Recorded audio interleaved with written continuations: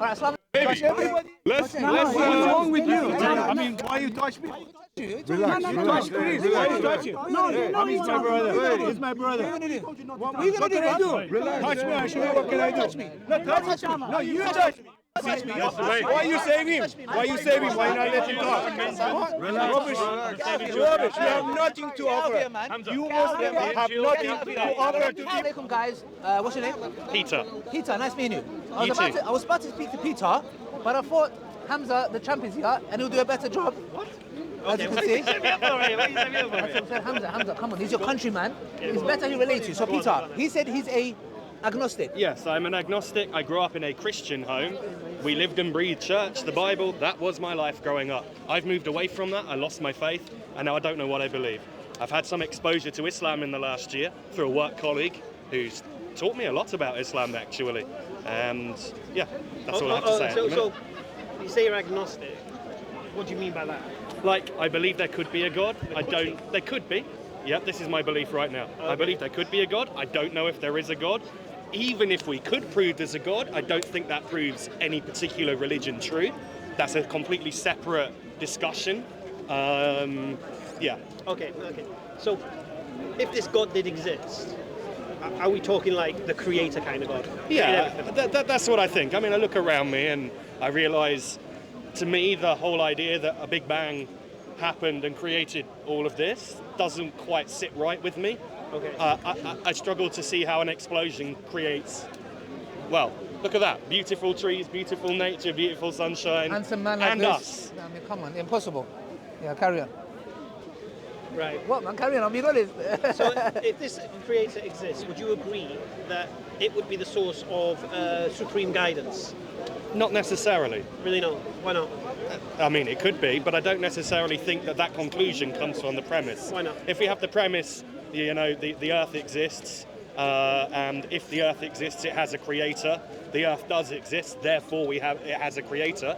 That doesn't then lead to the conclusion that creator gives us moral guidance. They could be a completely... Oh, sorry, I used the wrong phrase there. Oh, no, actually, you are correct. No, I'll explain what I mean. If a creator created everything, would this creator know us better than we know ourselves?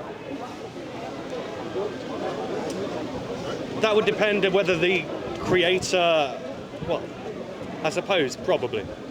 So he would know what's good for us and bad for us? I can give you that, potentially. So it would be the source of supreme guidance? I see where you're going with this. I don't know, not necessarily. Right, I still agreed and I disagreed again, so let's go back. Okay. Would the one who created us know us better than we know ourselves? Would they know us better than we know ourselves? Yes. I mean... What's good for us and what's bad for us? What benefits and what harms? I don't know. Why not? You got me thinking here, I mean... So that's the whole point of this conversation. Why not? Why wouldn't the one who created us, fashioned us, know what's good for us and what's bad for us? Why wouldn't he? Imagine a product you made, you will know the product better than... For example... Yeah. I've got a Samsung phone, for example. Apple, for example. Look, Samsung rules, Apple rules. Right. I've got a Samsung phone.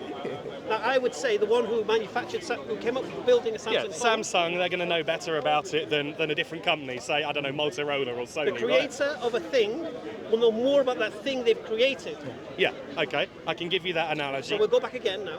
So do you accept that the one who created everything, if that thing exists, would be the source of supreme guidance?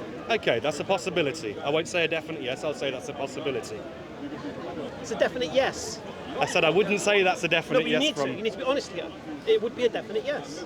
If a creator created this whole universe and fashioned everything within it, yeah, that creator would know what's good for his creation, what's bad for his creation. Okay. What benefits his creation, what harms his creation.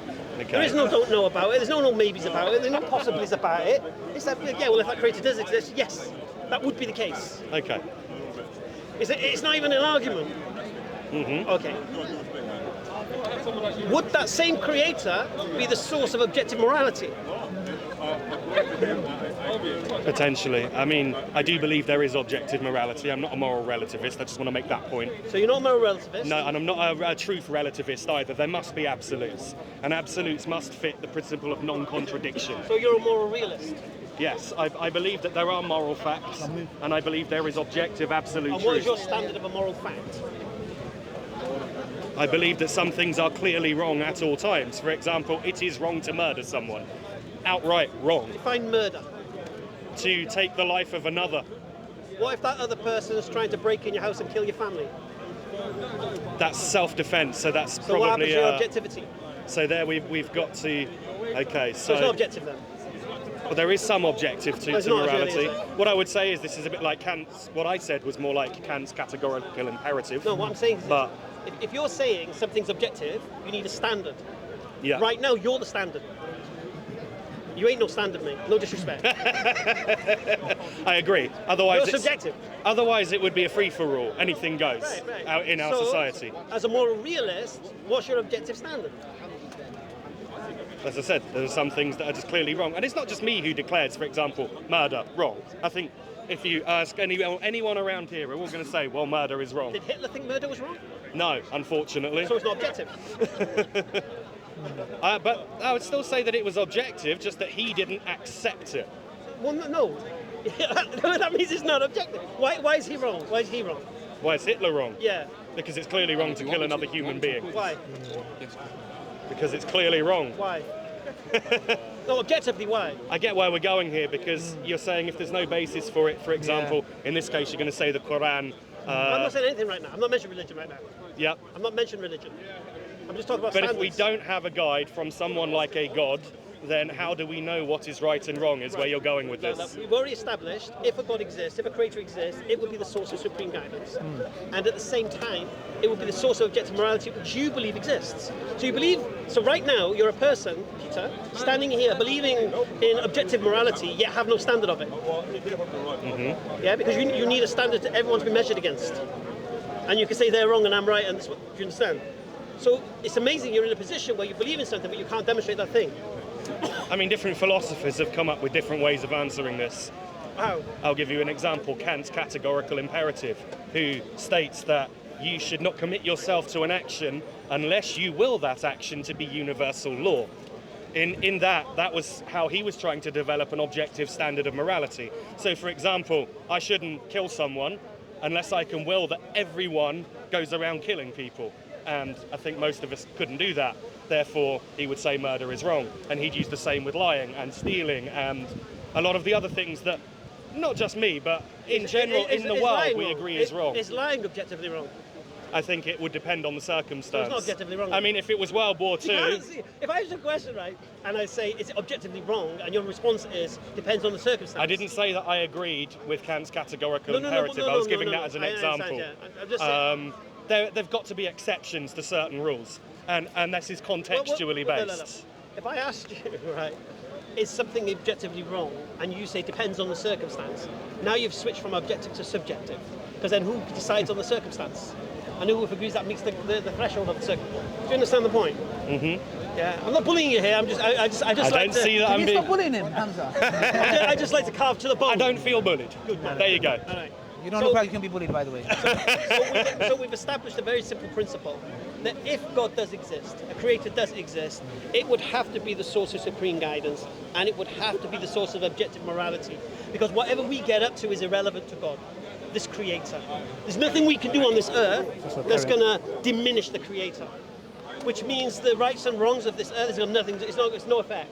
We're not like talking about Greek gods where you don't worship them and they start to lose their strength and all that crap. Or Zeus. Yeah, With a lightning bolt. We need to worship their idols. Right, we're not talking about this. We're talking about a creator, right? So if this creator exists, then we'd agree on this principle, yeah? And you'd be stupid, a fool, not to connect to this creator. Would you agree to that? I'd be a fool to what? Sorry, say that again. Not connect to this creator if this creator existed.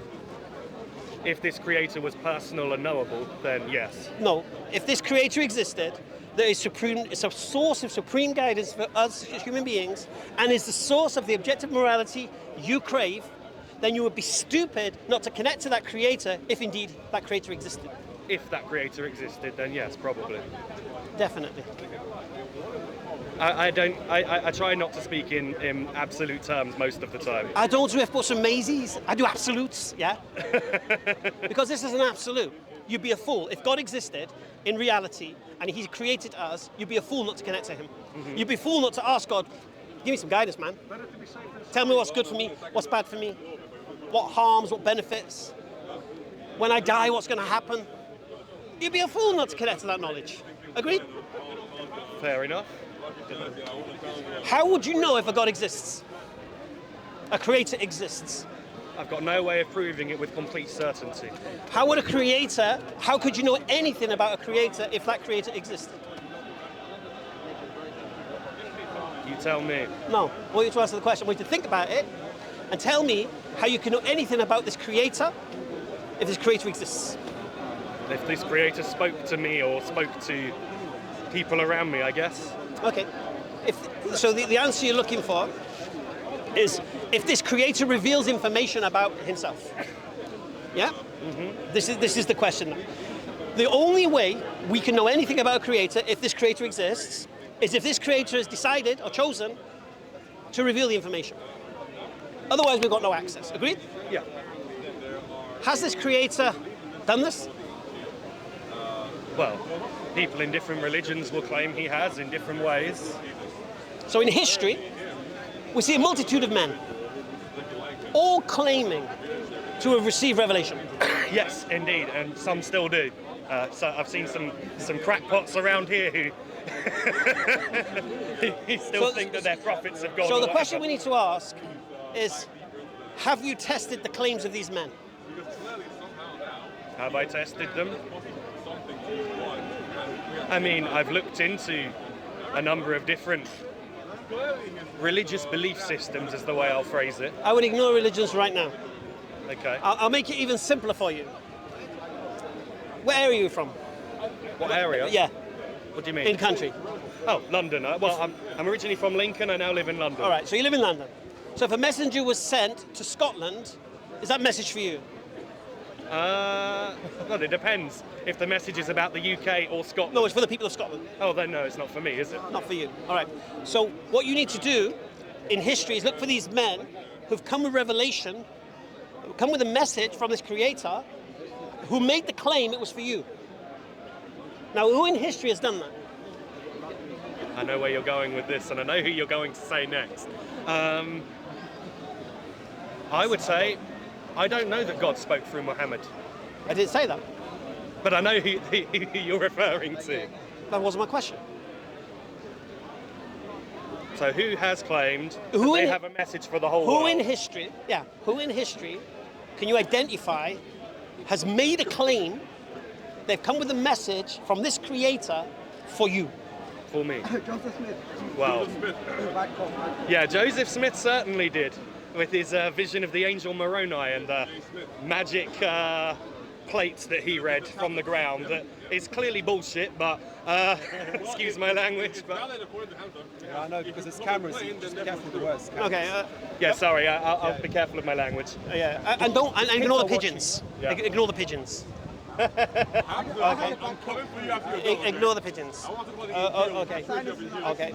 So the point here is this: only one man in history said he came for you. Yeah. If you want to cite Joseph Smith, you're welcome to do so. I would cite Jesus Christ. Oh, okay. Jesus Christ. Okay. Did he say he came for you? I came to seek and save those who were lost. He didn't say those who were lost in Israel. Did he? Did he not say I've come not to worship God of Israel? He came for everyone. Is that what he said? According to what I grew up believing, Jesus Okay. came for everyone. So when Jesus said, "Go ye not into the Gentile, enter ye not the city of the Samaritan, for I have not been sent but to the lost sheep of the house of Israel," what did he mean? I don't have the Bible with me to check. And remember, as I said, I don't really believe the Bible anymore, but I know what I grew up with and what I grew up believing. Jesus said, I am the way, the truth, and the life. No one comes to the Father but by me. Yeah, but who's his audience? That's no one. Who's his Not- audience? No Jew, no Gentile, Who did he preach to? He preached to the people who were there around Who were they? him. Who were they? Well, the Jews, the Gentiles. No. Jesus never preached to Gentiles. According to the New Testament. Jesus reached out to the Gentiles. According to the certainly. New Testament, Jesus never preached to Gentiles. In one occasion, when the Samaritan woman came to him and asked for help, what did he say to her? Don't you know, I have not been sent but to the lost sheep of the house of Israel. Is it fair to give the bread of the children to the dogs? Yeah? So he differentiated between Jews and Gentiles, as in children and dogs. Children of Israel, dogs. Children of Israel, Bani Israel, Jews, dogs, Goyim, Gentiles. Okay. And then she said, but even the crumbs, even the dogs get the crumbs from the master's table. And then she said, oh, because of your faith, and he helped her. But what was his initial response? Don't you know I have not been sent but to the lost sheep of the house of Israel? Yeah? And we can see in his ministry, if the New Testament can be believed as historically, which I don't believe it is, but if you were doing an internal critique on this, to see whether there's justification to believe Jesus came for the whole world based upon what the New Testament says, it's not the case. From the words of Jesus. You might have Paul come in later saying such and such a thing, but we're talking about Jesus here. Paul's not a messenger of God. Jesus was. Jesus was the prophet. Only one man in history, Peter, came for the whole world. That was Muhammad. Peace and blessings be upon him. Yeah? So what you need to do now, Peter, is test that claim. So how do I know that Muhammad... And I don't want to come across offensive in what I'm saying. I want to try and be careful in how I word Generation X, mate. Okay, fair. I'm not easily triggered either. How do I know that Muhammad didn't just hallucinate and make it all up? Beautiful. Okay, so what we should do at this point is say, look, he made a claim that an angel came to him in the cave of Hira to reveal to him he's a messenger of God. What else could explain that phenomenon? So say that again? Okay, he made a claim Yep.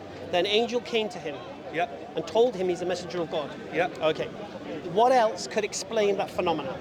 A, he's lying. I mean, that's the number one choice. He's lying. He made it up, right? I'm not saying I believe that, but that's a possibility. B, he took some plant or something that made him hallucinate. C, maybe he had an illness that caused him to hallucinate. Maybe. They're the three initial possibilities that come off the There's top four of my head. There's four possibilities. What's the fourth? Okay. So you have the two atheist claims and the one Christian claim. So the two atheist claims are that he was lying. He invented the whole story for some benefit or whatever. And there was no angel because angels don't exist. So he must be lying because angels don't exist. Okay. That's the one claim of the atheist. The other claim of the atheist is angels don't exist. Therefore, if he says he was talking to angels and hearing voices of angels, he must have some kind of psychosis, some kind of schizophrenia, or hearing voices or something. So these are the two claims of the atheists. Delusion and lying. Then the claim of the Christians is that this wasn't an angel, this was in fact Satan. An angel imitating an angel of light, tricking Muhammad into believing he's a messenger of God. The problem the Christian has at this point, he has to accept that Muhammad was a man of integrity. He's got to accept that Muhammad thought he was speaking to an angel, when in fact it was a Satan. So you can't blame Muhammad. Muhammad is a victim of deception. And he thought he was delivering a message. So he should be seen as Christians as a man who's a victim. Yeah? Not as a man who's doing Satan's work, as if like he knows. Because if he knows, then he's lying. And then that throws the deception out of the way. So he's either deluded, he's either deceived, yeah? He's either lying, or he's telling the truth. Now, when you do the investigation into this, you'll realize he wasn't crazy. Now, I don't really want to go into the depth of it here, because I don't like to do all the homework in one place. Because I know how people are. I could give you all the information, it'll go over your head, you'll have another conversation, and when you go home, you'll forget about it. But luckily, on my channel, Hamza's Den. Hamza's Den was that? Yeah. Yeah. We've done 3 live streams. We did one live stream, was the Prophet Muhammad sallallahu alaihi wasallam crazy? Yeah, and we brought a psychiatrist on from Qatar, Dr. Abu Isa, and we went through all the different kind of illnesses that could result in this. And we challenged anyone to come on to challenge this claim. Claim done. Then we did another stream, was the Prophet sallallahu alaihi wasallam lying? And then we brought somebody on to do a historical presentation on the Prophet Muhammad and his life and all of these things, and if he was lying, what you should see, the evidence and such. And again, the conclusion was... I will say this, just on the lying front. Just because somebody has told a lie doesn't mean they lie all the time. But he would have to lie for 23 years. Yeah, all I'm saying is that there's some things he said could be true and some things might be a lie. How do you verify which of his claims are true and which of them are a lie? Well, that's what you test the character of the man, isn't it? Was he known to lie? Like, for example, Joseph Smith. I didn't live back then. Like, for example, Joseph Smith was used, yeah? You know, Joseph Smith. He was a known con man. He was a known fraudster. I mean, it's clearly clearly rubbish. You know, do you know what I find amazing about the Joseph Smith story? That he was the only one who could read the tablets. And the tablets have disappeared now. No, before that, but listen to that, before that. If he's the only one who could read the tablets, How did anybody know he could read them? They couldn't. If he's the only one who could read them, he could say, yeah, I can read them, mate. But for me, Are you the biggest sure? thing Yeah, is the tablets no longer exist. They No, disappeared. but before that, can't you read them, mate? No. Can you read them, mate? No. Well, I can read them. And he can try. What? And what's he doing? Translating the King James Bible. The Book of Mormon is like an interpretation of the King James Bible. With a lot of additional stuff that But the King James Bible's not even reliable. So why are you interpreting a book that's not reliable? Yeah, the King James Bible contains no. Why are you interpreting this book? So the whole Joseph Smith thing is just nonsense. Okay. So you look at the claim of him being a liar, and I encourage you to watch that stream. I encourage everyone here who's watching on YouTube and whatever, go to my channel, Hamza's Den. We did 3. Was he lying? Was he crazy? Or was he deceived by Satan? And we did 3 big presentations. And after watching these, then respond.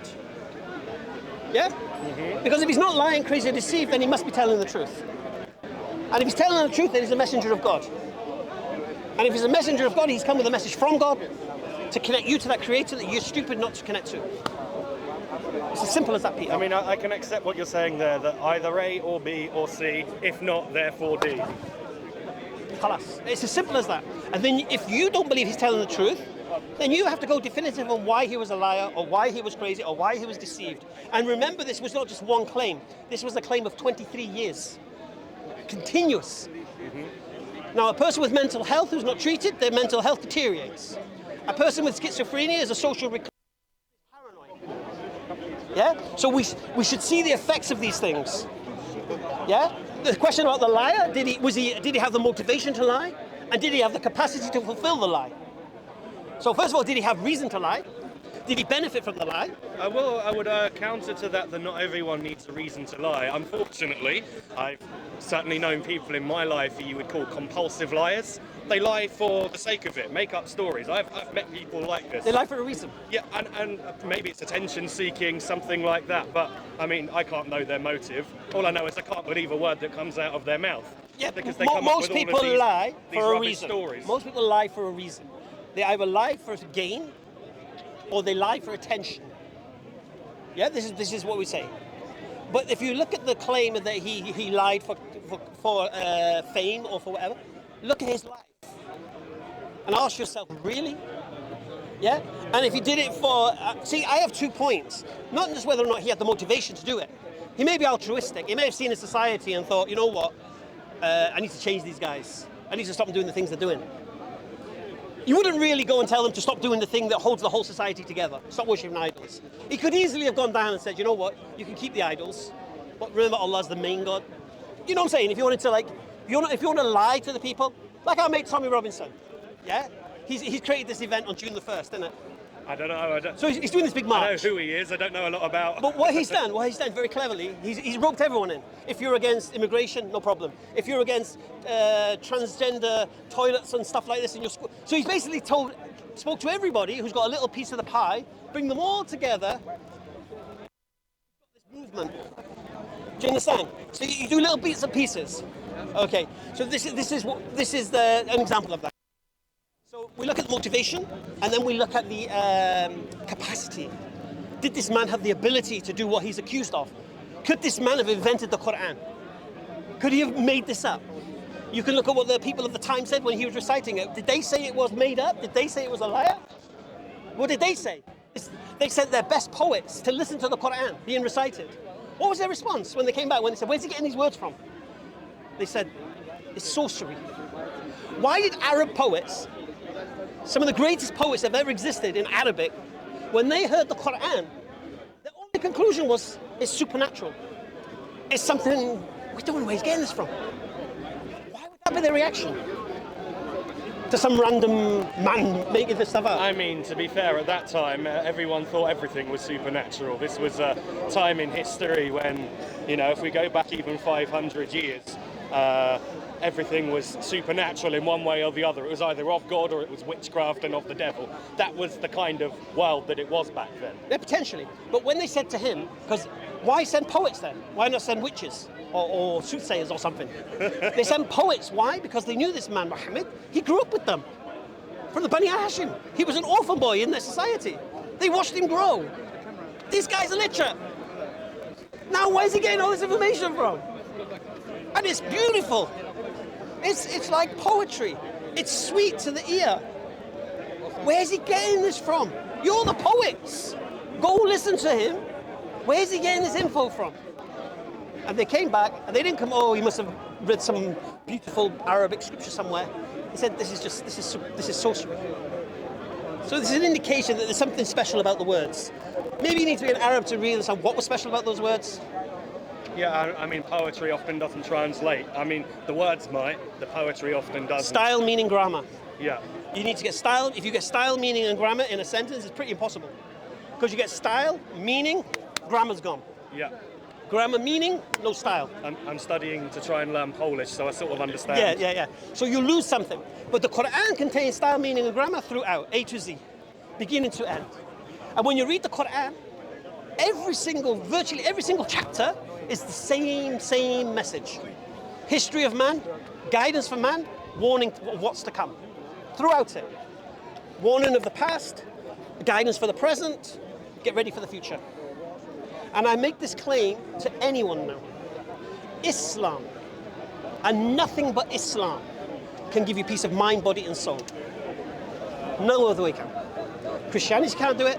Judaism can't do it. Christians make the same claim. They can't make the claim. Christians' minds have to remain in a box. Christians can't question too hard what they're supposed to believe as Christians, because it crumbles in their hands. And if Muslims question too hard what they're supposed to believe as Muslims, and we're told to question it. Leaving the faith, we're told to question they're it. going to be made to suffer for it. One second. We're told to question it. We're told to question these things. Allah says in the Quran throughout it, question it. Oh, men of understanding. You're allowed to question maybe, but you're not allowed to conclude that Islam is wrong. Why not? Well, you know what happens to people who leave Islam. What happens? Well, they're outcasts. What do you mean? They become an outcast. I can't remember what the word is for somebody who leaves Islam. What does the Quran say? I know they're committing shirk very often. What does the Quran say about those who leave Islam? Well, I know... Have you read the Quran? No. So how are you going to tell me what the Quran says? However, I do know that, having watched the video here with Ali Dawah himself speaking to a former Muslim who became a Christian, that Ali Dawah said that that man deserved capital punishment. I've seen his own words on video saying that. Where's Ali? Ali! Oh, I'll leave him. So the point is this. The Quran says those who leave Islam and come back. Leave Islam and come back. Leave Islam and come back. Yeah? Allah doesn't say kill them in the Quran. Yeah? Those who leave, come back, leave, come back, leave, come back. Is there someone messing around with you, Hamza? Yeah. You said it called me. Yeah, I'm calling you. Yeah? And there's a beautiful verse in the Quran, La ikraha fid din. There's no compulsion in religion. Yeah? If there's no compulsion, then why in the Sharia does it say that, you know, Christians and Jews, if they refuse to convert, should be forced to pay jizya, is it? What's I think jizya? That's the word. The tax. Okay. And what does jizya enable? Sorry, who pays jizya, and what is it for? Christians and Jews who refuse to convert, people who refuse to convert to Islam. Who pays it? Them. Who? The Christians or the Jews who Which refuse Christians? to convert. Which Christians? I mean, I don't know. I just know that I've heard... Don't speak from ignorance. It's going to make... Peter. The ones who pay jizya is who? Men of military age. And what does that jizya do? Exempts them from the military. Yeah? That's what it's for. Women don't pay jizya. Old people don't pay jizya. Children don't pay jizya. Men of military age pay jizya. Okay. Yeah? And in return, the Muslims protect them. Who do you think saved the Jews from slaughter from the Christians in history? Oh, back in the Crusades, the time of the Crusades. No. Not the Crusades, no. You tell me. The Muslims. Okay, there's a beautiful article I want you to go and read. Yeah, and it's written in the Jewish Chronicle by David Wasserstein, who's a Jewish professor of history. And he writes a title in the Jewish Chronicle, How Islam Saved Jewry. Without the Muslim protection, the Christians would have wiped out the Jews of Europe. But in Andalusia, for 800 years, they were protected by the Islamic State. For 800 years, they flourished. They researched. They didn't have to become Muslims. They were Jews. And Jews could come and live there and protected by the state. Yeah, they paid jizya, but they were protected. What happened when the protection was over when the Reconquista happened with Isabella and Ferdinand, and the Catholic armies got so strong they pushed the Muslims out of the Europe. Yeah, what happened to the Jews? Huh? I don't know. Forced to convert. What did the Jews do? Said to the Muslims, "Let us come with you." And that is why Morocco was one of the greatest enclave of Jews before the State of Israel. Yeah, where they were protected. Because the Caliphate couldn't protect them in Spain anymore. So the Jews came with them. Now, does this sound like a people living in an Islamic State who are subjects of oppression, dhimmis and this? It does sound a bit like a mafia protection racket. A mafia protection racket. Yeah, you must pay us for your protection. Okay, you pay us, you're exempt from the army. Muslim men had to go to the army. Non-Muslim men don't. Okay. Did they pay zakat, these Christians? Did the Muslims pay zakat? Do you know what zakat is? It's what we are. It's what we have to pay. 2.5% of our wealth. And my wife. 2.5% of your wealth. Yeah. Zakat, isn't that like a charity? It's not a charity. Oh, that's a different thing. Charity is sadaqah. Yeah, I can't remember the words. Zakat is the filth of your wealth. Zakat is the money that doesn't belong to you. 2.5% of your wealth has to be given away. Yeah? And it either goes to the Beit al-Zakat, and then they will feed the poor people with it. Yeah. Yeah? Or it will be used to do other things. But the point is this. The non-Muslims didn't pay this. Yeah. I'm going to tell you a fun fact now. Have you heard of Captain Jack Sparrow? I've heard the name. Do you know the real story of Captain Jack Sparrow and who he was? His real name was Jack Birdie. Well, that was his nickname. Yusuf Riaz was his Muslim name. Yeah? Captain Jack Sparrow, you know. Yeah, right. He was a Muslim. He wasn't. He was originally an English buccaneer, privateer. Yeah? Eventually, he became Muslim. His Sicilian wife became a Muslim. Their whole pirate ship, buccaneers, you know, they call them buccaneers, they're pirates. Yeah. Became Muslim. And they were ferrying the Jews from Spain to Morocco. This is a history you'll never know. There should be a movie about this, but you'll never hear it. Because they've rubbished the name now. Whitewash history. They whitewash history. Captain Jack Sparrow, you just think, that's what you think now. But you know, I hear Captain Jack Sparrow, I think of Jack Birdie. I think of Yusuf Riaz. I think of a Sicilian wife on a pirate ship with no rum drinking and all of this stuff. Yeah. And I question this, subhanAllah. Why didn't I learn this in school, man? This is information. But the point I'm trying to make to you is this. Talk about the Islamic State and jizya and all of these things. 800 years the Jews flourished. Without Islam protecting them, the Christians would have wiped them out. Because the Christians were so anti-Semitic, it was unreal. Why were they? Because they believed that they killed Jesus and all of this. If you see the words of the church fathers, they should burn all the synagogues down, all of these things. Yeah, they wanted to distance Christianity away from the Jews. Because when you look at the teachings of Jesus, it was for the Jews. He didn't come to abolish any laws, all of these things. They needed Paul's version of Christianity to be the predominant thing. So they needed to detach it from anything Jewish. So they put the blame on the Jews for crucifying him. But the irony is that they should be thanking the Jews for crucifying him. Exactly. And imagine Because if he didn't get crucified, they wouldn't have been saved. how much tax you pay. Tax. Do you know how much tax? Far too much. Exactly, exactly. So imagine, let me tell you something. In Islamic lands, you would love it because you are enjoying what it offers, and you're paying a simple jizya, which is what, a dinar a year, and that's obviously just to protect you. What previous nations will do is there's no jizya, there's slaughter, we pillage everything. If you look at it, which is very interesting, somebody mentioned, just to add on this, is that do we have, the crown jewels? Yeah? Do you have anything that was stolen from other lands and taken to Mecca? Never. Because where Islam went, it made that country prosper. If you look at now, for example, what the Queen is wearing, you get what I'm trying to say? But just touch up on that. He said you wanted me. That's why I came. He said he was asking for me. Hamza. Oh, we're talking about those who leave Islam. Hamza. Okay. Let's have a discussion. I was saying But that I'll think about it. I'm sure I saw in a video. No, thank you. No. I did. No, thank you very And I much. thought it'd be good if we met here. No, thank you very much. Hamza's busy being Are you going productive. to do that? Are you going to Sorry, do what was that? I going to ask? I'm going to say I'm no. going to say, I'm sure I've seen in your own words in a video on YouTube. That you said No, to somebody who was now Christian that they deserve capital punishment. Is that correct?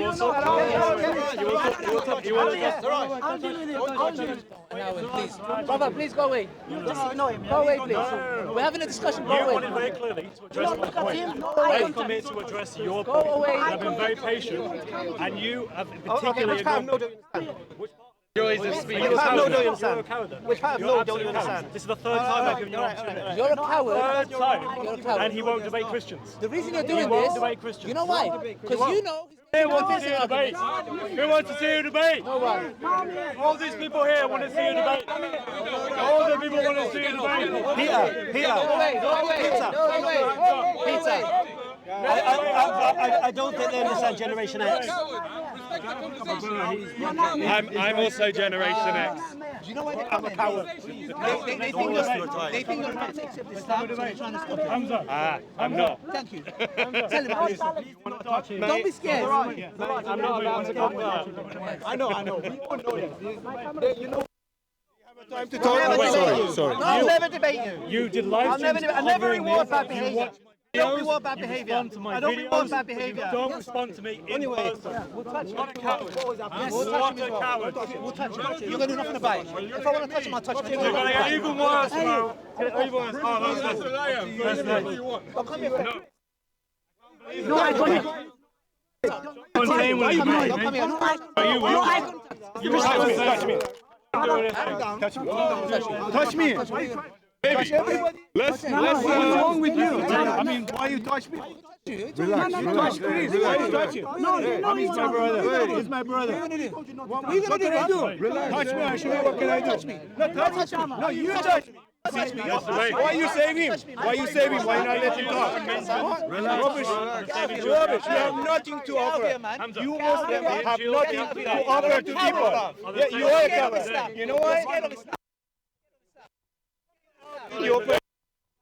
I'm not fighting any religion, but I am coming from yours. You know why? I'm just disappointed you. I'm disappointed you. Is that your cover? Yeah? You can do something? Do it. Do it. I'm not the pussy guy here. You know? I'm funny you. I'll cut your ear. You know? I keep pussy. You want to talk? No, ask him if he wants to talk. Those who are new to the park, but not Christians, who know things, Ask him. they won't debate us. Ask him. Ask him. Hey, look, no Christian can challenge me. No Christian. No Christian can challenge me. The nightmare of Christians. What are you going to do at home? He's at home, honest, behind the computer. Any Christian, Bible, Quran, any Christian, come here. I don't reward that behavior. You watch my videos and you respond to them. It was a good discussion while it lasted. Thank you for taking your time. Check out my channel. So what was your channel again? What was it again? Hamza's dead. You don't even carry on. I think. Carry on. 1 second, I'll show you. Let's move. Peter. There they flee. Peter. I'm coming this way.